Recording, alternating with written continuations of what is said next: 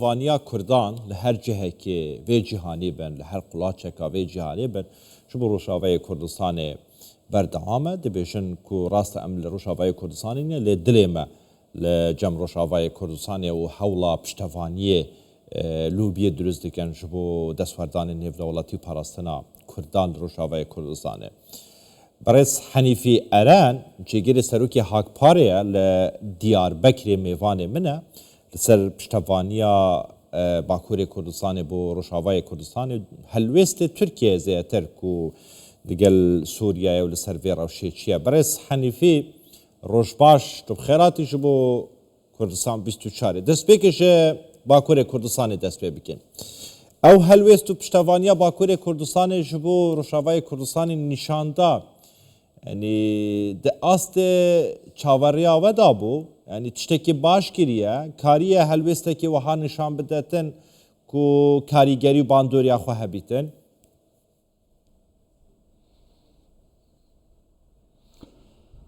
Belê silav rêz ji we û temaşevanê we re û bi rastî jî li Rojava em tev dibînin ku endin hêdî hêdî ber bi kerasatek diçe. Taybetî jî Kobanî dorpêşkirine û li wê derê rastî jî kerasatê giran pêwîst e ku bi kar bînin. Ji ber wê yekê jî bi rastî dilê me bi wê derê raye. û em li wê dera hanê li Bakurê Kurdistanê bi piranî jî zanin hûn bandora herî Nêrînê ê ku li ser Kurda tê kirin ji alî Tirkiye ve tê parastin. Türkiye alîkariya wan dike. û wisa xuya ye ku zihniyeta îşîd li Kobanê şikest lê niyeta wê heye ku li Kobanê tol heldecardin. Lê Kurd li hevawiya Kurdistanê û li dinyayê jî li ser piyan e.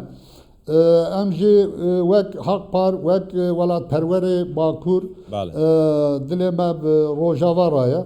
Çiş destê me têyam dikin û lê derfetê me jî bi sînorin.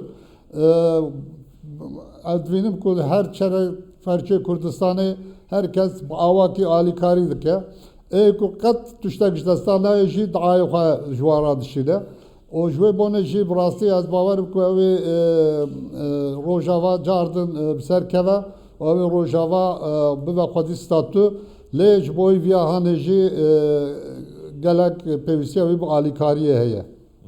Helwestên Tirkiye we çawa dîtin hikûmeta Tirkiye li hember Rojavayê Kurdistanê û ev bûyerên ku dirûst bûyne ev şer û pêkdadanên di navberê Hesedê û Supayê Erebiyê Sûriyeyê. Bi rastî helwesta Tirkiye ana helwestek dostanî nîne. Wek dijminî tev digere lê ez bawerim ku di dinyayê de kesayet û letevê ku xwe wijdanin ew ê li ser Tirkiye jî bandor bikin û Tirkiye jî ji vê rola xwe ya tundî vegere. Lê îro bi rastî pir bi dostanî tev nagere Tirkiye. Ji bo vîya hanê jî mixabin paradigmayê ku ji alî Abdullah Öcalan re li ser milê Kurda kirine wek bar alîkariya Tirkiye dikin, rêlber Tirkiye ve dikin. Ji ber wê yekê jî divê Kurd daha zêde hêndin ji Tirkiye û ji van ji dagerkera alîkarî xwestin zêdetir. Ji hev du alîkarî bixwazin û bi hev re têkiliyê xwe xurt bikin û hevgirtinê xwe xurt bikin û yekîtiya xwe çê bikin. û ji van paradigmayê vala ji van Berez Henîfî boçi helwestên Tirkiye bi dilê we nebûne yanî Tirkiye çi kiriye? Tirkiye dibêjîtin ez digel yekparçeya axa Sûriyeyê me ez digel sîstemê nanavendî me ji bo Sûriyeyê em Sûriyeka seqamgîr dixwazîn.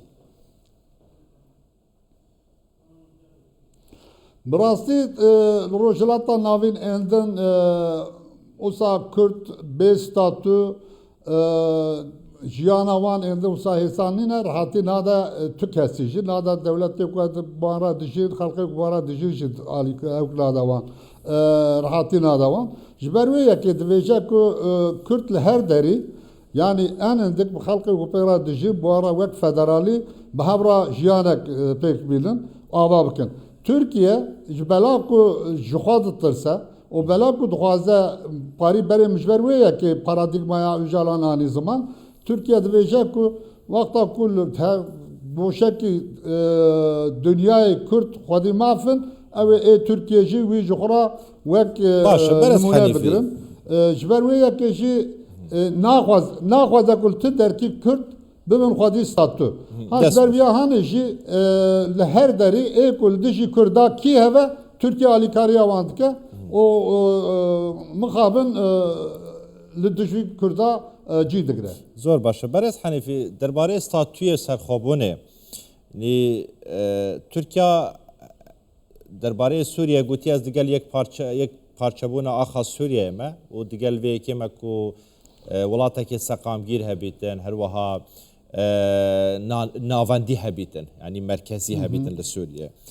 Dawî peyama Abdullah Öcalan li girava İmralî zanî ew jî heman babet dubare kiriye yanî gotiye ku ez dijî federalî û dewleta serbexwe me komara demokrasî weke çareserî ez dixwazim. Hin jî digel vê yekê ne? Na birastî ji serî heta niha ji xwe Tirkiye di serî de gotibû ku ew xeletiyê ku me li başûr kir em car din rojava em ê dubare nekin. Ji ber vîya hanê jî jêra amûrek lazim bû û îro Abdullah Öcalan vê amûrtiyê ji wan re dike, ji wan re vê alîkariyê dike. Ji ber wê yekê jî em wek Haqpar em dibêjin ku Kurd li kê derê dive bira bibe gere divê xwedî statû ve û bikar ve xwe îdare bike. Ev ya hanê çi navê wê federalî dive çi navê wê serxwebûn dive. Lê Kurd endin bê statû endin jiyanek qebûl nakin. Ev ya hanê Yani berez Henîfî hin digel vê yekê danîne duê bonê jî Eng digel vê peyamê danîne ku Abdullah Öcalan dibêjîtin em digel komareka dewleteka komariya demokrasî ne. Yani demokrasî em dixwazin demokrasiyê pêşketî li dunyayê li her derê hebe. Lê em ji boî Kurd ew nînin ku mecbûr nînin ku ji boî demokratîkirina dagirkerê xwe xebat bikin û xwe bidin kuştin û xelkê xwe bidin kuştin. Ji ber wê yekê jî elbette ki em jî alîkarê demokrasiyê ne. Lê em dibêjin Kurd bê statû yani sistemek en kemasî xweserî yan jî federalî yan jî serxwebûn ku çê nebe Kurd endin razî nabin bi vê jiyanê. Ev ya hanê do li başûr bû îro li Rojavayê sivê wan li Rojhilat aynî tişt heye û li Bakur aynî heman tişt heye. Ji ber wê yekê endin paradigma Abdullah Öcalan ku dibêje ez dewletek ser yekperçe û bê federalî û heqê kültüralîst jî naxwazim ew endin vala ye. Tu watek wê tune û ji boî Kurda jî ti qîmetek wê nemaye. Ji ber wê yekê jî ez bawerim ku dewlet jî ew ê dewleta Tirkiye jî endin viya bivîne û gavek paş ve bavêje û mafê Kurdan az bike. Çünkü dewlet çînorê wî da Kurd xwedî feder melê. Zor baş e. Bila dayê pirsa min ev bîtin beşek ji çavdêran dibêjin akademisyenan dibêjin ku yani bi rastî Kurdatî niha li Tirkiye li Bakurê Kurdistanê yanî lawaz bûye wek berê nemaye. Ez ê sampilekê bideme te numûneyekê bideme te. Her car dibêjin li İstanbulê da 4 milyon 5 milyon Kürt hene. 4 heta 5 milyon Kürt hene.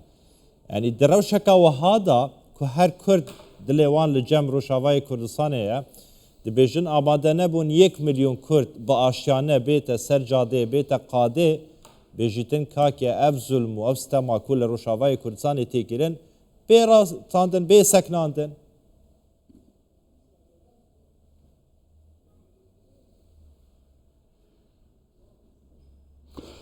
Belê niha li Tirkiye ji xwe ê ku pir deng ve nade û belkî dewlet jî jê pir ew nakire jê guman nake ew e ku bi rastî jî PKK heta niha ev biratiya gelan û jiyanek komînal dabû pêşiya Kurdan. û Kurd bêhedef bê armanc kiribû. Ew ji ber wê yekê jî îro lê li Rojava ev serhildana Rojava bi rastî berxwedana Rojava endin her Kürdi hinek biser heşe xweda vegeran. O pırı Kürda îro ji vê paradigma pekekî rêya vego Asya o ji bo Rojava endin biye yekperçe û ew jî endin bawer dike ku hetanî ku Kürt nevên xwedî statû ew ê halê Kurda biya wayî ve ew ê bi keraseta re rûbirû bimînin.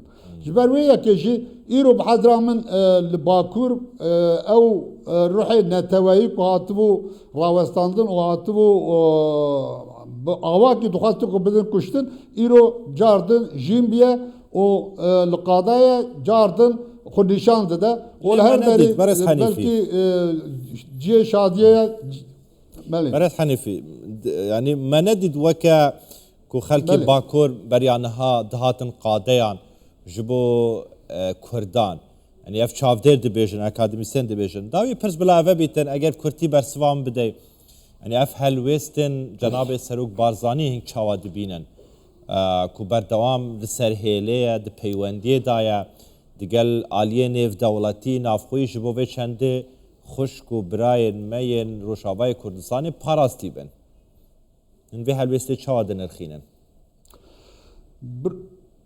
براستی جخو بچبری دام بگلک جارا برای برادر خوی روشاوا راجی کو باتکلی دادالی موانه آنه دوست داخویانی خداشی چویل خداشی هم تیرن زمان تنه ایرونی نه.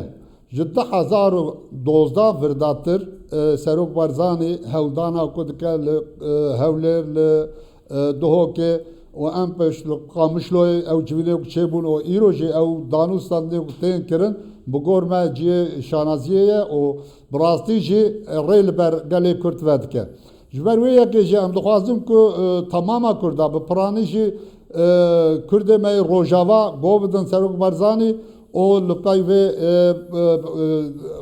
پیواجویا کو علی باکور سروان باندور دکه جوی ریا خو وگوزینن او ایرو پیدا اندن به کردستان را به سروک بارزانی را تکلیه خو خورد بکن او گوبدن گوتنوی او گوروی تفگارن بحضر من اویاهانش بوی هر کردیجی پیشکتنی اوی بینه زور باشه برای حنیفی ارن جگر سروکی حق پاره ل استودیمل دیالبکی تد گلمه و گله که سپاس برای حنیفی این هر هبن